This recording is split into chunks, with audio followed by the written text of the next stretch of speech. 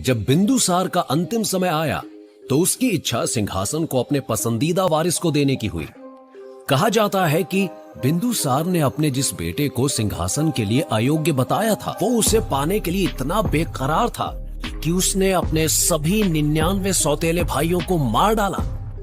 किसी राजा जैसी शानदार पोशाक में वो अपनी अंतिम सांसें ले रहे पिता के सामने पहुंचा और बोला, अब मैं इकलौता वारिस हूं तुम्हारा। और वो इकलौता बेटा था अशोक।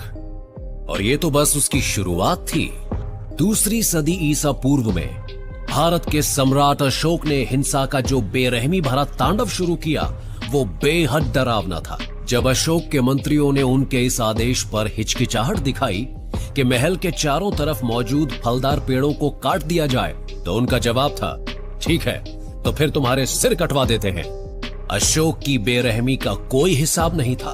उन्होंने अपने मंत्रियों के लिए एक महल बनवाया। मंत्रियों को मालूम नहीं था कि इस महल में ऐसे उत्पीड़न कक्ष थे जिनमें मारने के 5 सबसे तकलीफदेह तरीके मौजूद थे। इसे नाम दिया गया अशोकाज हेल। पर अशोक का ये दमन चक्र यहीं पर नहीं रुका। अब वो अपने दादा द्वारा शुरू किए गए पूरे भारत के विजय अभियान पर निकल पड़े। दक्षिण में मौजूद कलिंग अशोक से संधि करने को तैयार नहीं था। अशोक की सेना ने शहर की घेराबंदी कर ली, पर कलिंग ने हार नहीं मानी। और जब कलिंग की हिम्मत जवाब देने लगी तो अशोक के सैनिकों ने चढ़ाई कर दी। अशोक अपनी जीत का आकलन कर रहे थे कि तभी उन्हें एक शख्स सामने खड़ा नजर आया। हे शक्तिशाली नरेश, आप इतने ताकतवर हैं कि सैकड़ों हजारों की जान पलक झपकते ही ले सकते हैं। जरा अपनी ताकत दिखाते हुए इस मरे हुए बच्चे में जान डाल दो। आखिर ये निडर भिक्षु कौन था जिसने अशोक को उनके युद्ध अपराधों की याद दिलाने की हिम्मत की? उसकी असली पहचान तो नहीं मालूम, पर ये जानते हैं कि वो बुद्ध का शिष्य था।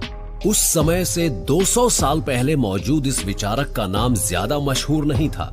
बुद्ध संदेश देते थे, अहिंसा, बोध और करुणा का। उनके अनुयायी धन वैभव को त्याग कर पूरी दुनिया में घूमते हुए अपने जीवन को मिसाल बनाकर बुद्ध के संदेश फैलाते रहते थे। ये भिक्षु उन्हीं में से एक था और अपनी हिम्मत और अक्लमंदी से उसने एक बेरहम राजा में भी करुणा जगा दी। और अशोक हमेशा के लिए बदल गए।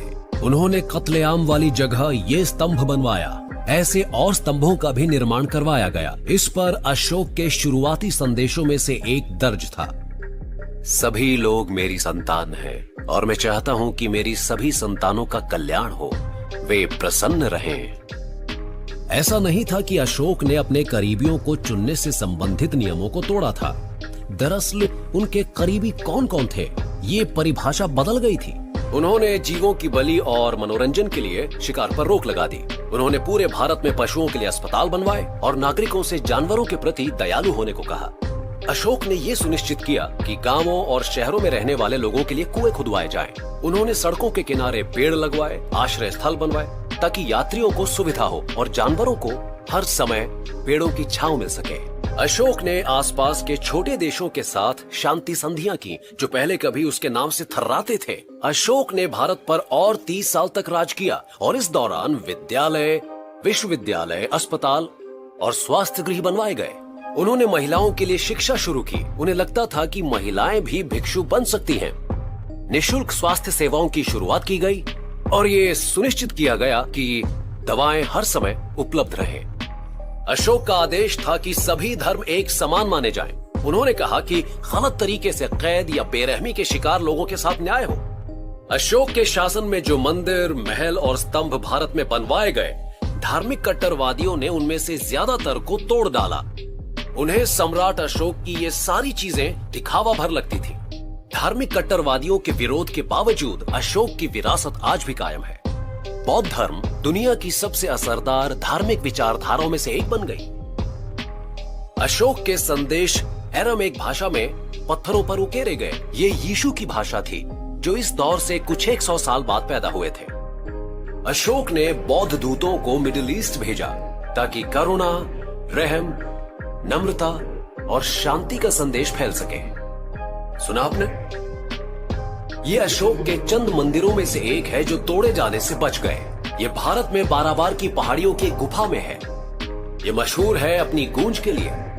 मेरी आवाज की तरंगे दीवारों से टकराकर वस्तुओं की सतह द्वारा जज्ब की जा रही हैं और फिर कुछ भी नहीं बचेगा।